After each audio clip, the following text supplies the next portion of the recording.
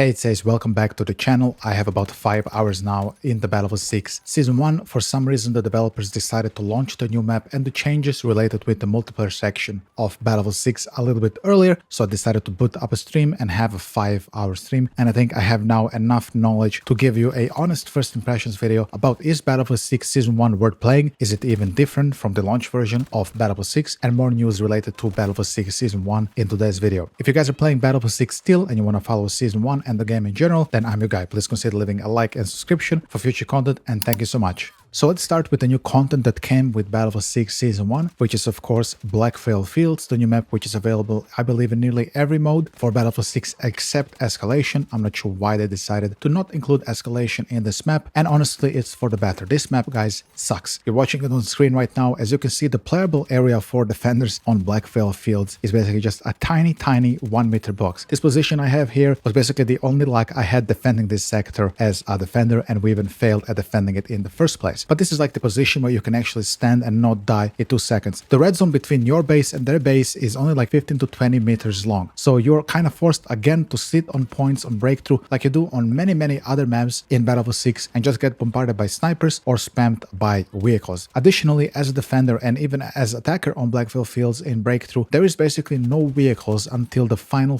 sector. So let's say you're an attacker, you're pummeling the enemy team, and then at the end they get a Leopard. People in chat were telling me, you know what, Ace, it's good that the enemy team gets a vehicle even in the first place as defenders, and I'm just thinking, I mean, if they get it so late, does it even matter that there is a vehicle on the map? It feels like somebody has given me an Easter bunny on Christmas. Like, I don't care that that's an Easter bunny, bro, it's Christmas. I feel like DICE's timing when to give vehicles to attacking and defending teams on breakthrough has been honestly a complete disaster. The vehicles don't come into effect when it's just basically too late to really make an impact. And yet again, when you spawn on a new map, it feels like every other Battlefield 6 map. You spawn, there's no vehicles anywhere around you on breakthrough. On many of the other modes, only on Conquest you basically have vehicles, and we will get to Conquest in a minute. Blackfield Fields also has the worst visibility I had ever seen in a Battlefield game. Truly, you cannot see a freaking thing on that map. There's no smoke and fire from the oil fields everywhere blocking your vision. You cannot see anything, and they fixed nothing with the spotting, so people just shoot 3D icons that are sitting up in smoke from these artificial smokes that are created by the environment. We needed something here to improve the visibility and not make it worse. You will know exactly what I mean when you spawn on Blackfield Fields if you're coming from work or school or so on. After I did a couple of breakthrough rounds on Blackfield Fields, I went to see if things are better on Conquest, and I will tell you immediately things are better on Conquest for Blackfield Fields, but it's the same old Conquest like as if you're playing New Sobik City or Liberation Peak or any of the other Battlefield 6 maps. Nothing's really different here or revolutionary with Blackfield Fields. It's just yet another generic Battlefield 6 map, if I make sense. None of the flags or any of the routes to the flags make any sense to me. It's just a bunch of flags scattered around the map without zero flow to them. Basically what you're gonna experience on Blackfield Fields is tanks sitting on hills with snipers and using the top missile to try to snipe your choppers and jets. And if they're not doing that because DICE didn't fix the bug or whatever is happening with those laser guided missiles where they just one-shot air vehicles, so the air vehicles are basically just also irrelevant on Blackfield Fields. There is absolutely zero cover for the jet or the helicopter to hide on Blackfield Fields, so if you are a pilot, I recommend that you don't play Blackfield Fields in a helicopter or in a jet. Or I mean, to give it a try. I'm just letting you know that the pilots I had in my lobbies weren't very happy with Blackfield Fields, let me tell you. What I hoped from Blackfield Fields is that it's gonna be a map which kinda is different from all the other vanilla maps that we have in Battlefield 6. Now, I knew better, of course, and I knew that Blackfield Fields was developed in tandem with all the other Battlefield maps we have currently in Battlefield 6, so I knew nothing's gonna be different, but I still hoped, because DICE had still more time to kind of refine this map to see what people's grievances are with some of the other Battlefield 6 maps, and you know, most people are just saying they want to have large maps in Battlefield 6. Blackfield Fields definitely is not this large map that maybe you're looking for in Battlefield 6. It's just, as I said earlier, yet another generic Battlefield 6 map, very forgettable and not very fun to play in breakthrough.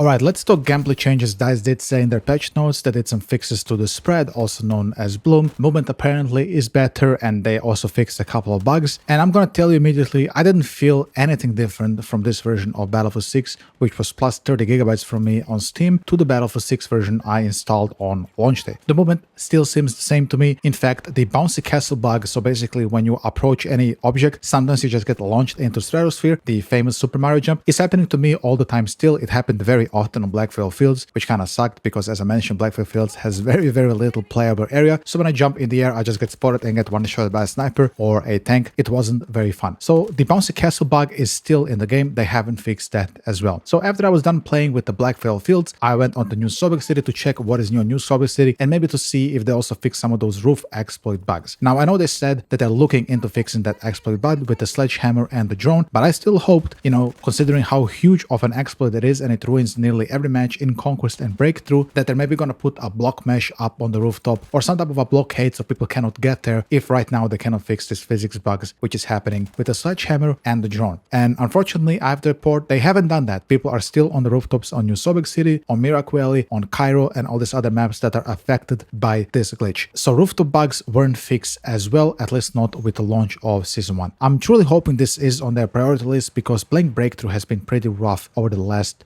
week in Battlefield 6. Most of my friends stopped playing Breakthrough completely, and they're saying the only playable maps in the game right now are Liberation Peak, which doesn't have any rooftops, and Iberian Offensive, which does have some rooftops, but apparently it's less egregious than all the other stuff that's happening with those rooftops, ladders, and whatever. In my opinion, it's just an opinion, but I believe if they know that the sledgehammer is causing this bug, why not just disable sledgehammer temporarily if you cannot do anything else? What bothers me here is just the lack of acknowledgement of this bug. There's no hotfix here. That it's like they didn't acknowledge it properly, in my opinion. So Season 1 is here. The map isn't good. Okay, fine. But there's still a new game here with 30 gigabytes of data, which I hoped would feature some of these bug fixes to the bouncy jump and the roof exploit. And that didn't happen. So that sucks. The glitch in the tank as well wasn't fixed. What I'm talking about here is when you as an infantry soldier try to hit a infantry fighting vehicle or a tank and you hit the gunner turret, they will take 80 to 90 damage from the front. This wasn't fixed as well. The guided missiles also from the tank and the ALV that one-shot helicopters and helicopters cannot do anything about it, as well as jets also weren't disabled, so this is still in the game. And this is why I'm telling you that Battlefield 6 Season 1, at least now, as of right now, the launch day of Battlefield 6 Season 1 is basically the same old Battlefield 6 you've been playing for the past 3 weeks. Nothing, in my opinion at least, is really new here. Unless you count the new skins they brought in, which completely changed the class identity of Battlefield 6, and we're gonna get into that in a moment. The hit registration and all the other netcode problems that you sometimes felt in Battlefield 6 also to me feel pretty much the same. Sometimes I felt some rubber band, I sometimes died behind cover, but it's pretty much the same thing. So my question here is, did DICE really put all the effort just into the RedSec Battle Royale for Battlefield 6 for this patch, and the multiplayer is gonna get addressed at a later date? Because I'm assuming now all the developers are just making sure that all these people who are coming to play the Battlefield 6 Battle Royale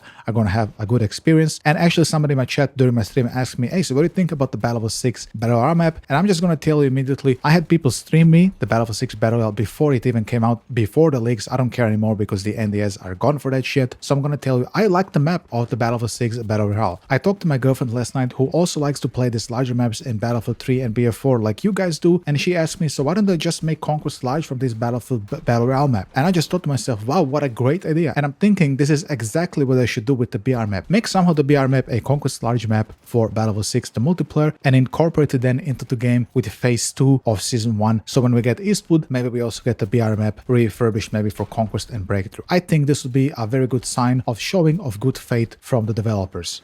Now, BF6 is a live service game, which means they're gonna try to make money with battle passes and extra additional content on top of the price of the base game, which means that we received, of course, a battle pass in the Season 1 launch. Included in these battle passes are a bunch of skins, which in my opinion are probably leftovers from Battlefield 2042. I think when that game got cancelled, they had a backshop of skins ready to release maybe for a season of Battlefield 2042, but because the game got cancelled super early, they just never used those skins in that game, and now in my opinion we have them in Battlefield 6. Now, maybe there's not so much problems with how these skins look in my opinion, but one of the skins, this Saito skin as you're seeing on the screen right now, actually completely changes the character of your classes, which means that class identity goes out of the window if we are all running around as this new Saito character from the Battlefield 6 Season 1 Battle Pass. And maybe that's also not a bad thing. I know many people wanted that their characters can maybe change models, be different genders, have different outfits, and whatnot. When the developers were asked by the players to change their genders, maybe they could change classes, change the models or whatever, the developers very firmly stood with their gender-based classes. But now, because there's money involved, apparently this is now out of the window, and now we get these new skins that just completely change your classes. It's a little bit hypocritical in my opinion. So either let us change now the base model of all the classes ourselves without having to pay for a battle pass to change